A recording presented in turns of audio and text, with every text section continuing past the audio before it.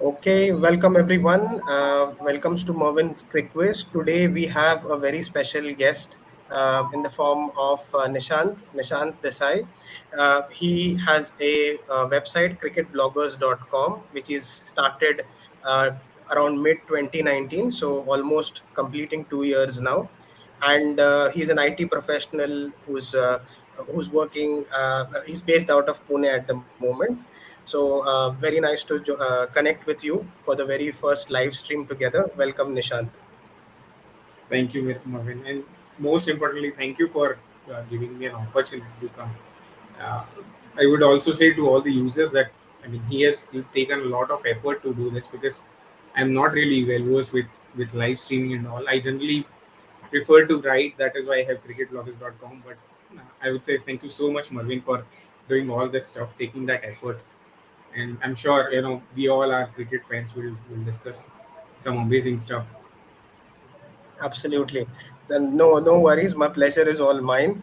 So what we'll do is first let me share my screen and let me share the points table of where we are. So we have just about crossed the mid season or the midpoint of the season, and a lot of teams have certainly broken out into different parts. You have teams at the tops, teams sitting at the bottom, and some of them are scrambling for that third, fourth place. So let me quickly share my screen and uh, let's have a look at the points table.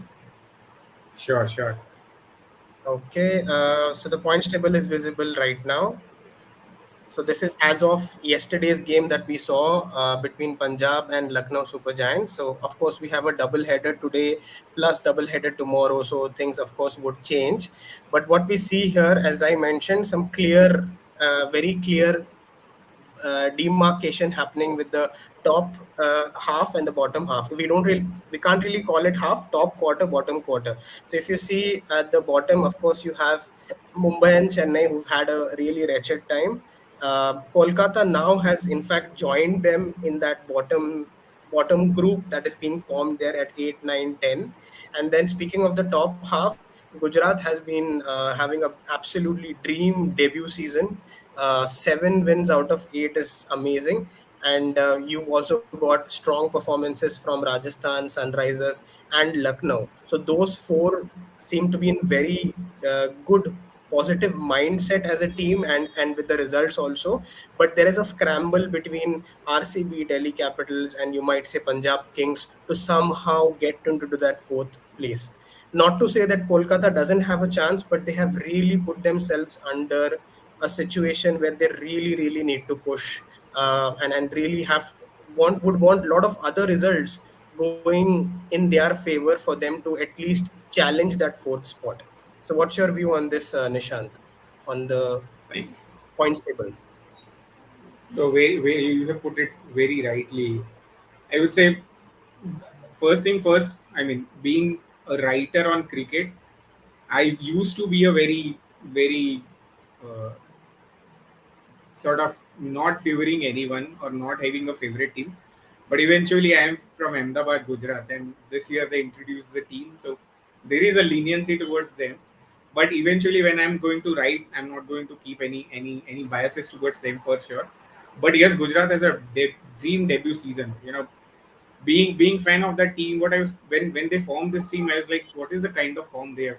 What is the kind of team they have formed? And looking at Ashish Nehra pre-season, you always had a doubt on him as a coach because his stints with RCBs that we had looked at. But believe me, eventually what we have realized is what Ashish Nehra, Vikram Solanki, and Gary Kirsten has pulled off is a proper T20 team, as they say. I'm not sure. Many probably in one of my tweets I also mentioned that somehow RCB has always missed this strategy.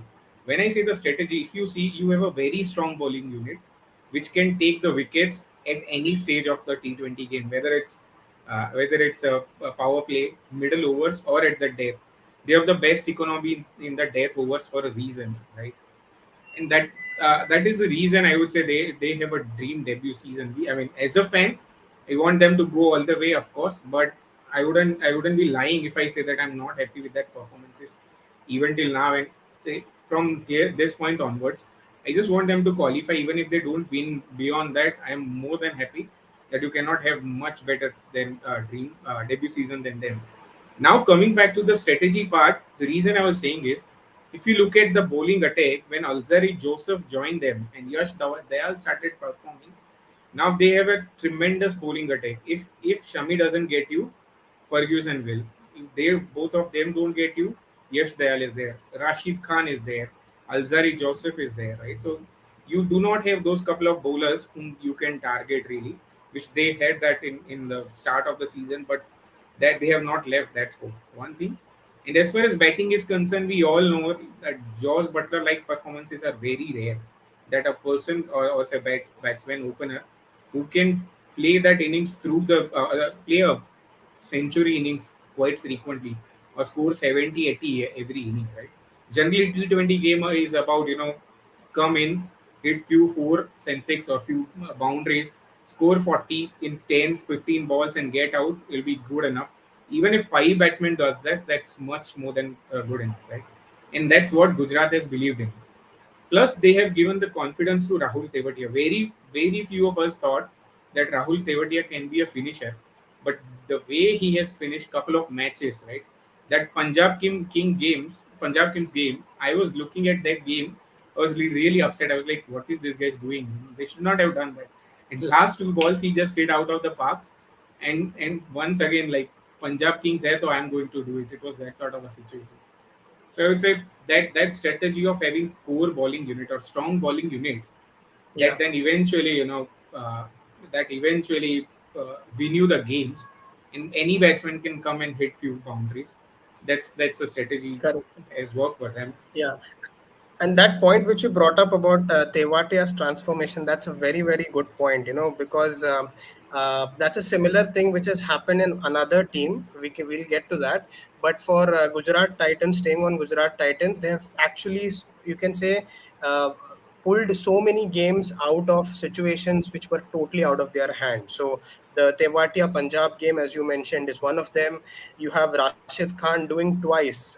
Once with Twice. CSK, where he took Jordan CSK. apart, Chris Jordan apart, and the very recent one where the last over 22 runs, which was chased against Sunrisers Hyderabad, where Marco Hansen was bowling the last over. So Yeah, yeah. between Tewatia, Rashid Khan, Miller, they have pulled up some amazing games. In fact, the very first game, the debut game between Lucknow and Gujarat Titans, also they found themselves in a bit of a soup. They shouldn't have. They were controlling that run chase. They dominated that game, but they found themselves in a situation where they had needed that push from Miller and Tewatia, and then they did that. In fact, Abhinav Manohar also joined in the party, and he also Joined in. made Yep. some very valuable contributions in being his very first game. Yeah. So on the topic of Abhinav Manohar, there's a question from Ranjay who's joined in. He's asking, which is the young player which has impressed you the most? So what's your view? I have mentioned Umran Malik in the comments. What about yours? I would say I would go with two players, not just one. First is of course Umran Malik, an Indian bowler bowling consistently over 140. An Indian bowler whose lowest speed is 143. It's a dream for all of us as Indians, right? That Yeah, his 100 slower ball. consistently bowling 100.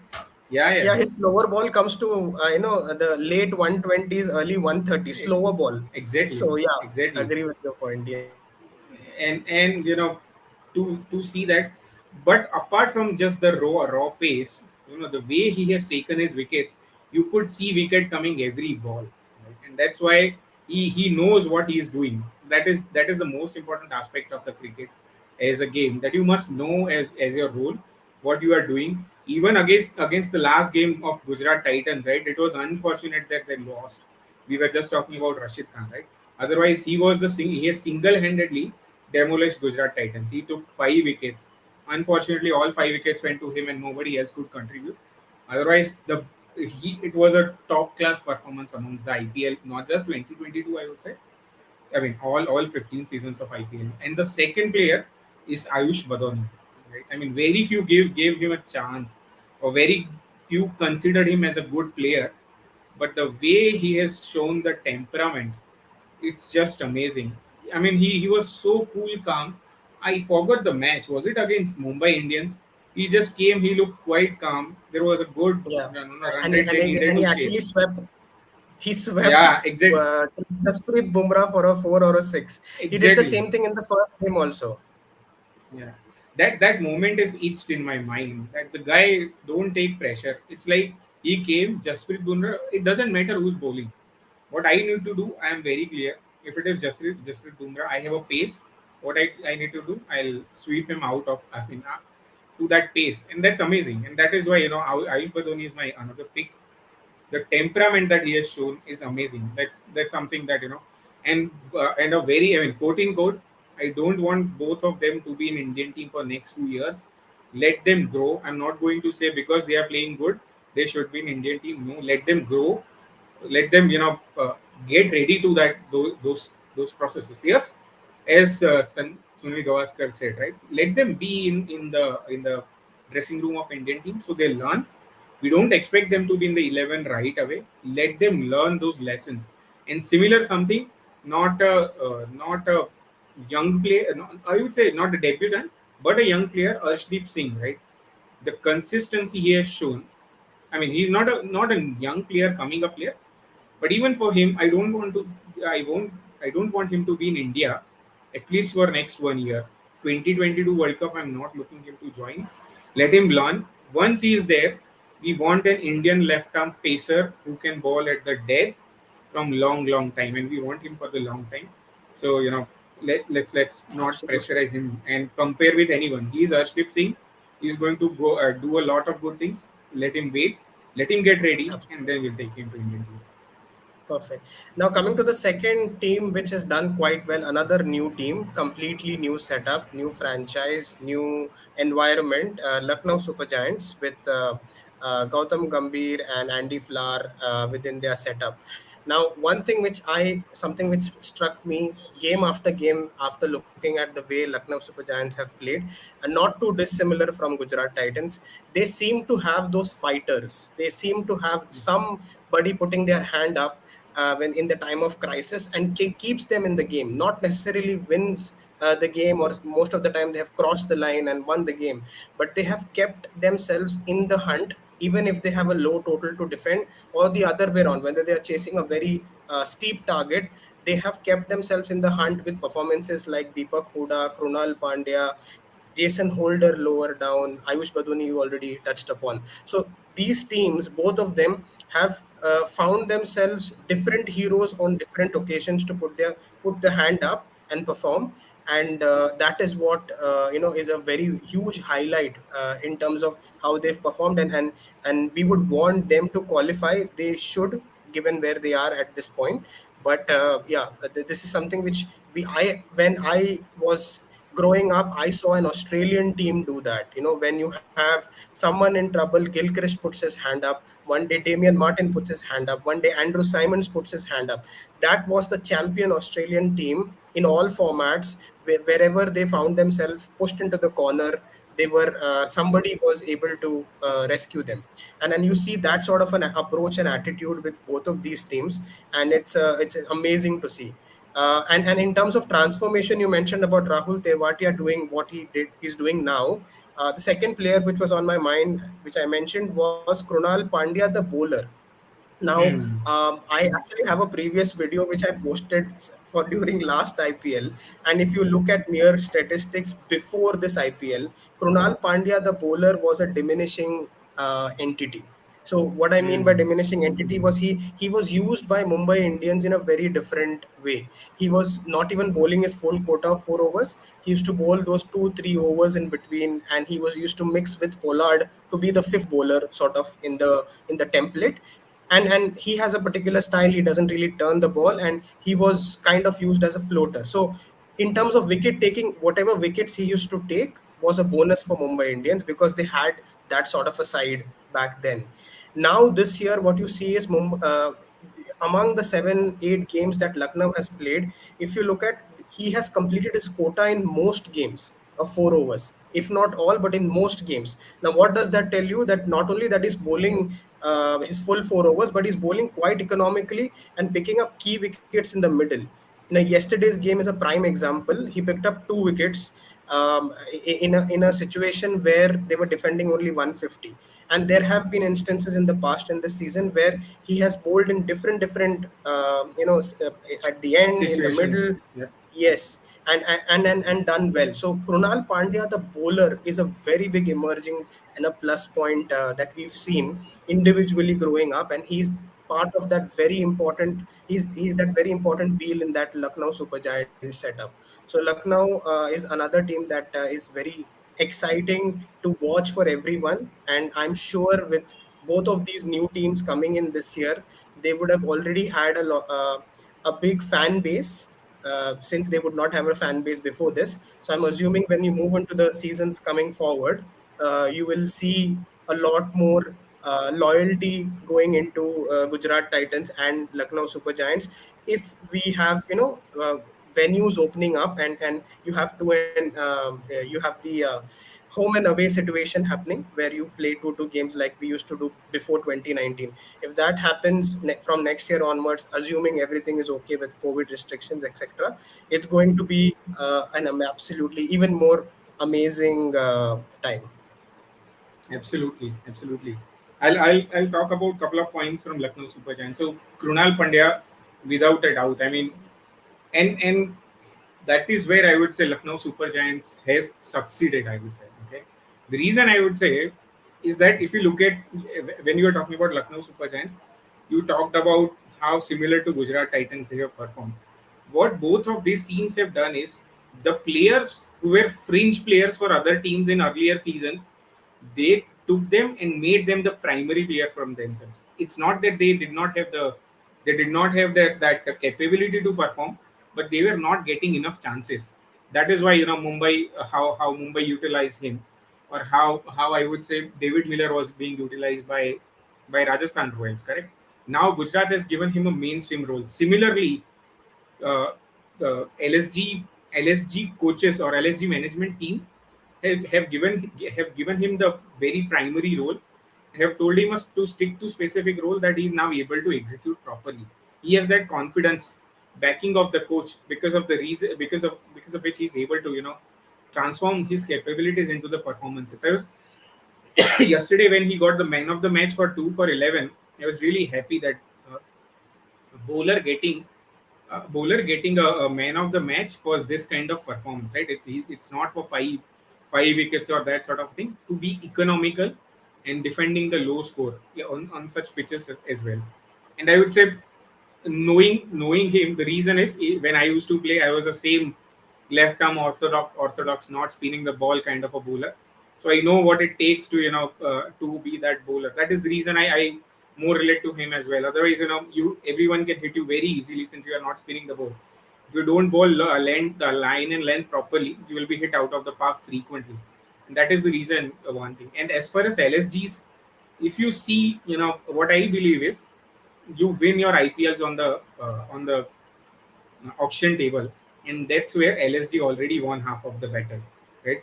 There were two teams we all were talking about post auction where Punjab Kings and Lucknow Super Giants. The way they had built their team, they have the luxury to include world's two best all-rounders in their 11, Jason Holder, and Marcus Stoinis, right?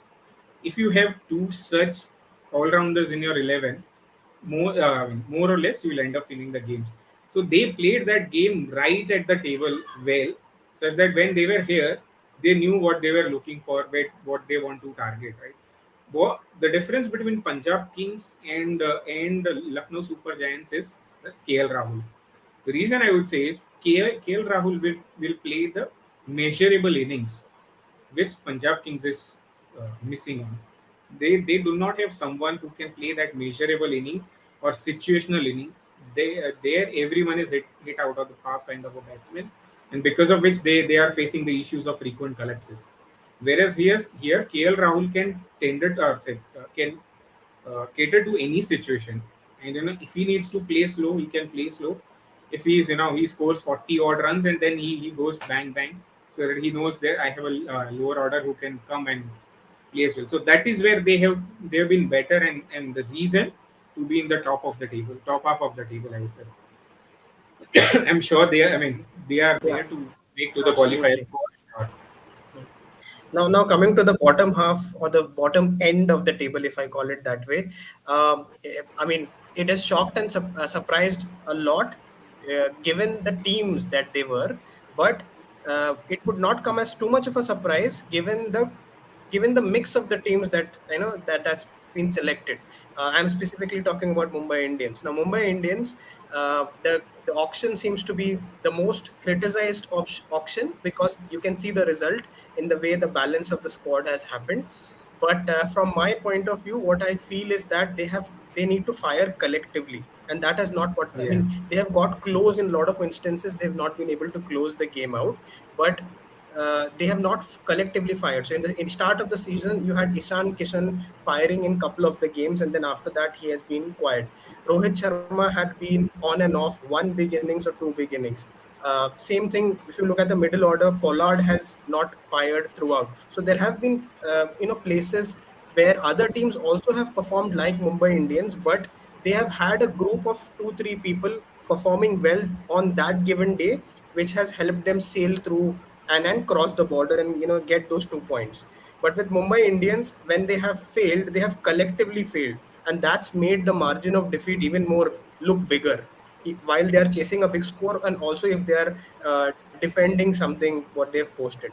So if and when in the remaining games they come together as a unit where you have contributions coming in from everybody plays a part of their role, if not fully there, I think only then they will be able to see some positivity. But from my sense, given the situation now that they will not be able to qualify, I think they should start building and looking at 2023 season, try to groom Ritik Shawki in sort of players who they've already given chances now, and try and build a team so that they have a proper unit and a setup, at least from a batting perspective.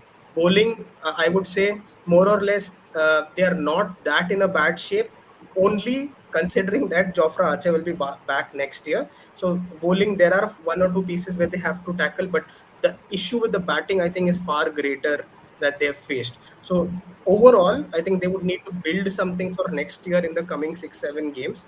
And tonight they are playing against Rajasthan, which is one of arguably the best bowling attack after Gujarat Titans and Sunrisers. They are definitely in the mix of the top two, top three bowling attacks in this tournament. So it will be very interesting to see how they face up. Last time they could not chase a score of 190 against Rajasthan, and they lost by some 15-20 runs. It was too much for them to chase.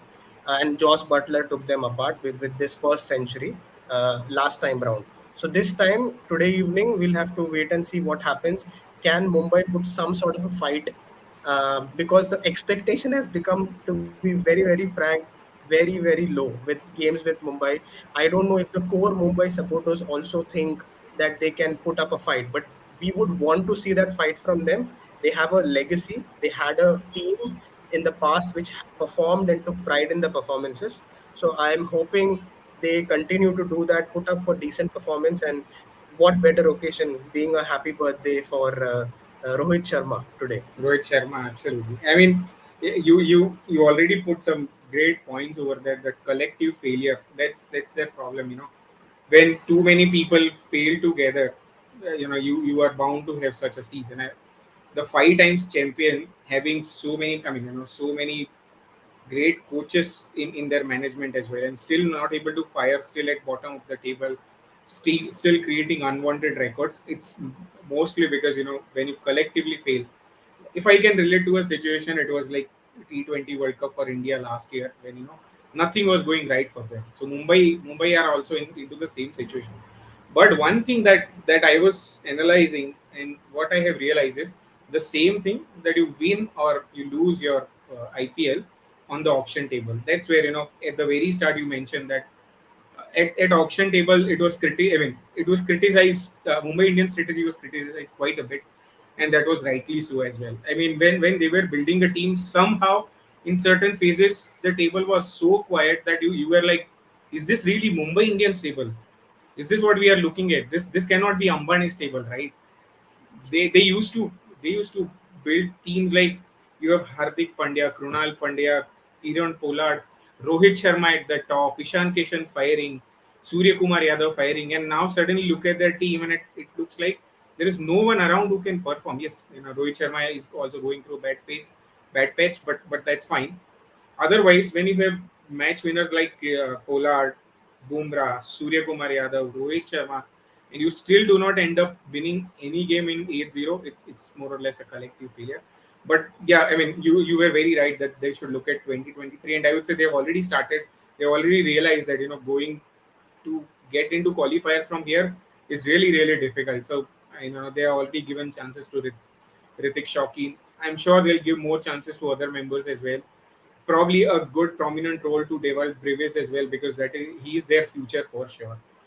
Krishna Gopal, Absolutely. it is already flashing, and it's a Yeah, very good exactly. suggestion, Krishna, that give Yeah, him that role, bring Ishan Kishan down the order. What it can do is, if Brevis and Rohit Sharma fires, it will take pressure away from Ishan Kishan. It will give him those balls that he requires to settle down. Right now, it seems like what is happening is not getting that space to settle down before he scores, because he's already in power play, and under that pressure is not able to fire. Where when you are in pressure, it builds more so every time you get into the bat. I mean, get into the middle, right? So, as they say, as the cricketers say, I haven't played a professional cricket, but semi-professional cricket too. Every time you get into the stadium or into the ground, you have a butterflies in your stomach, whether you are bowling or batting, and that is what is happening with him. So it's a very good suggestion, Krishna. Why not to shift him to three, or probably Surya Kumar Yadav absolutely. at three, and then him at four, which will open him up completely. Tell him go up, go there, enjoy yourself. Take five balls, that's fine. Then start hitting, because one of the things that I'll go to the next part of his batting that I feel that we need to change. I mean, I'm not an expert, so I wouldn't go. But what I realized that he uses the bat, which is probably heavier for him than he can carry, and because of that reason, if you look at his follow three, his bat goes till his the opposite shoulder, right? That is because he's Shoulder. not Yeah. able to carry his bat very well. Yes, his shots are fluent, but then when you are not in form, these heavy bats become a bigger trouble than it can give you runs in your good patch. Probably That's something an he will amazing work on point. his coaches. Yeah, that's an amazing point, and I think hopefully they're looking at it with a close eye. And amazing suggestion, Krishna. But in addition to this, I think they should also try out few other experimentations with because they've invested so much and they've really went hard at the auctions with Tim David. Probably they can try him in some sort of a sequence or a couple of games to see how that happens. Because I don't think so. He's got the enough run which he needed in terms of at the start of the season. And also with the ball they can probably do some experimentation as well. So they have so there are two types of experimentation with Mumbai Indians, if you put it that way.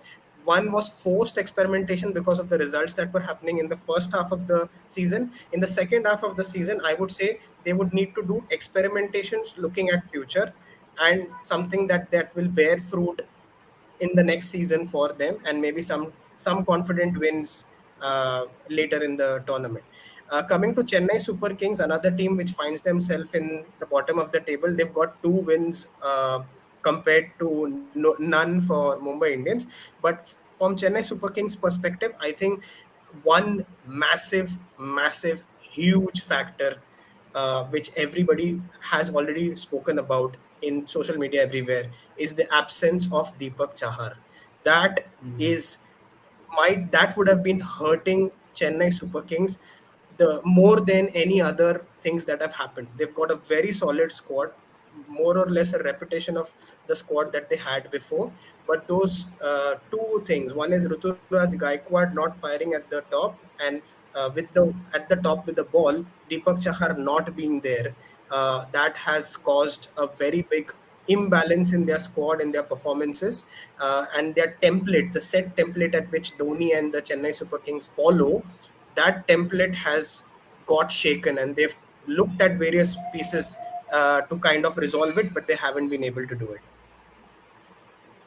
Yep, yep, absolutely. You were right, Mobile.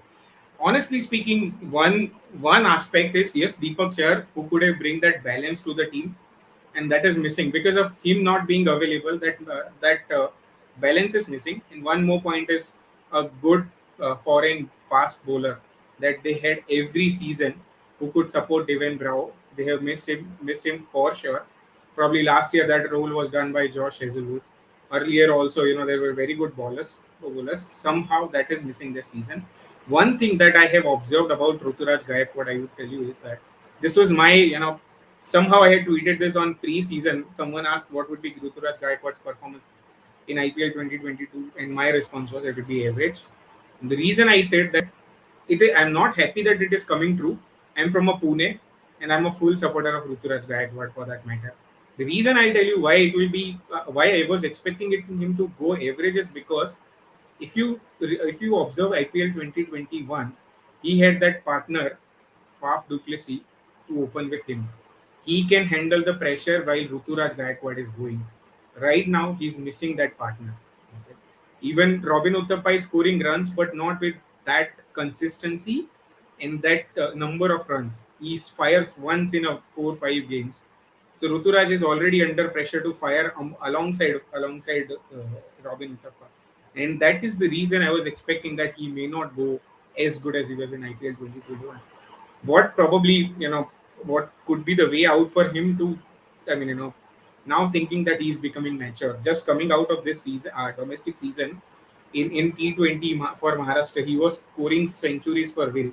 Okay, sorry, was it in Vijay Hazare? Or it was in Vijay Hazare Trophy. I'm sorry, but he was scoring centuries at will, consistently scoring centuries, not even 70, 80s. And so he has in him. He does not need to worry about partner.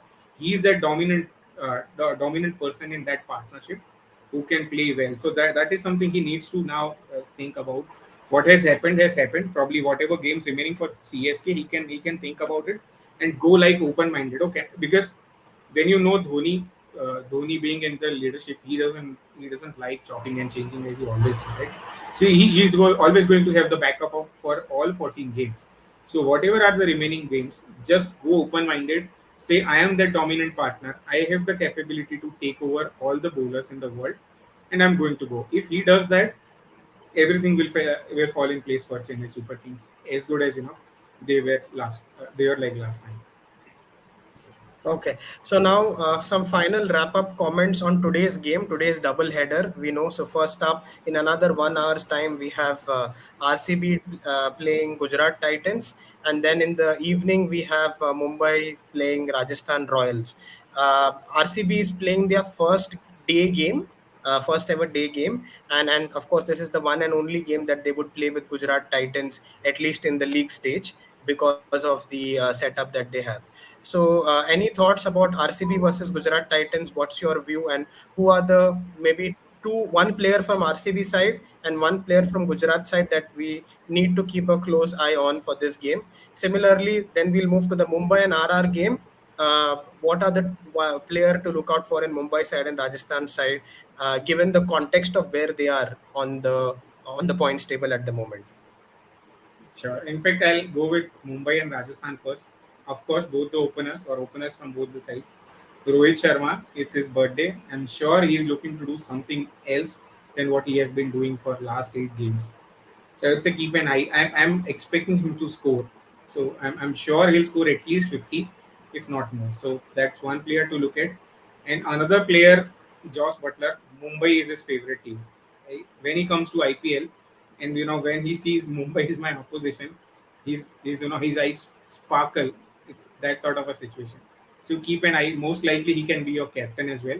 Though Robin will decide the strategy for us for cricketbloggers.com, but he should be your captain today is what I'm thinking as well, because Mumbai is his favorite opposition. So for Ben Stokes, when he sees Mumbai, runs galore for these guys. So keep an eye for them in MI and RR. And as far as RCB and GT are concerned, I'm still not sure, because what Ravi Shastri has already said, that Virat needs a mental break. It's not about his technique. It's not about on pitch. It's here where there is a thing, and because of that, he may face trouble once again. So he's definitely not not the one to keep an eye on. Surely, I would have loved to, because looking at Virat in this situation is very very tough, I would say. But once again, their what should I say, the word, their savior, Dinesh Karthik. Keep an eye on him. The guy is just in amazing form. Just last couple of Yeah, games were bad, but he's in amazing form. Keep an eye. Probably, yeah, if he, I hope that he's not early into the game in batting. But even if he is in, I'm sure now today is going to take his time and then score big runs for sure, because it's a day game. yeah. He'll have that freedom to go as well. And What on about Gujarat GT side, side? yeah, yeah. On Yeah, Gujarat side, I would say keep an eye on Rashid Khan, because yeah, he knows the weaknesses of certain big players. How I'm going to get them out, right? I mean, Virat Kohli and leg spin doesn't suit well in recent times. So Rashid, as soon as Virat comes in, I see Rashid Khan coming in as well to do him. So keep an eye. And the way he has performed with the bat, you never know. He can still give you 30 runs in 10 balls. So yeah, keep an eye on Rashid Khan. yeah. So for me, I think Shahbaz Ahmed is something that we have to keep an eye. It's a day game. You might see some spin playing a role in case Okay. in case RCB is bowling second. Even if they are bowling first, for some reason the spin will definitely become a bit more of a prominent factor simply because we are in the second half of the tournament. Plus, it's a day game. And Rashid Khan, I completely agree. I don't remember last time when did I see a purple cap wicket taking table without the name of Rashid Khan in the top five or top four. This is the first time that I am seeing a situation like this because teams are playing smart. They are playing him for 4 overs 25, 4 overs 28, and at the most he's picking up a wicket or so. The only outlier that he had was the last game against Sunrisers where he went for 45, which he then made up with the bat by scoring those late runs. But Rashid Khan not in the wickets is something which is very unreal, and it's happening this season. So I'm assuming that by the time the group stages are done, he will try and want to make his presence felt and come into that top 3, top 4, top 5 at least, into that wicket taking reckoning for the entire tournament and also for Gujarat. So yeah, so that's Yep. something to look forward to. So with that, I think we can There wrap is up for one now. question from Robin, if I'm not wrong. That is for time Yeah, for Sai Sudarshan is what he is asking Sai us. Sudarshan. I Yes, Yeah, yes, I would say still some time for Sai Sudarshan. Probably two more games at least. The reason I'm saying is because Yash Dayal is doing well. Because only spot I see Sai Sudarshan can come in is in place of Yash Dayal, right? Yes, he bats. Sai Sudarshan bats well as well, but the reason, I mean, he cannot hit big, or doesn't have big hitting ability from the start itself, and that is the reason, Anyways, he's not going to contribute with too many runs. So as of now, Yash Dayal is performing very well. If he can continue to perform well, probably not after two games too. But if he doesn't perform in next two games, then Sai Sudarshan. Otherwise, I don't see anyone coming in place of, or say Sai Sudarshan can come in place of. Everyone is performing so well for them. yeah. So probably they can do some a bit of a rotation for a game or so. Once they fully confirm. So maybe if they win today, most probably they'll be fully confirmed that they would be Yeah, in the playoffs. Right now, also they are very close to that confirmation any which way. So yeah, maybe they qualifying. can rotate around for a game or two, which shouldn't really impact them in a big way. So with that, thank you so much everyone for joining. Thank you Nishant once again for connecting. It was a very good session discussing the teams, especially the teams at the two different ends of the table, and some very interesting insights and thoughts from your side. Hoping to connect sometime in the future as well. All the best for your website, and let's keep in touch, and let's keep supporting what happens towards the end of the season. Thank Sure, you. sure. Yeah, it was really nice discussing the games. Cricket is the favorite sport for all of us, and discussing it, we can discuss it as long as we chat, isn't it? So, thank you so much Absolutely, for this absolutely. opportunity. It was pleasure Yes. discussing. Thank you. Pleasure's all mine. Thank you so much.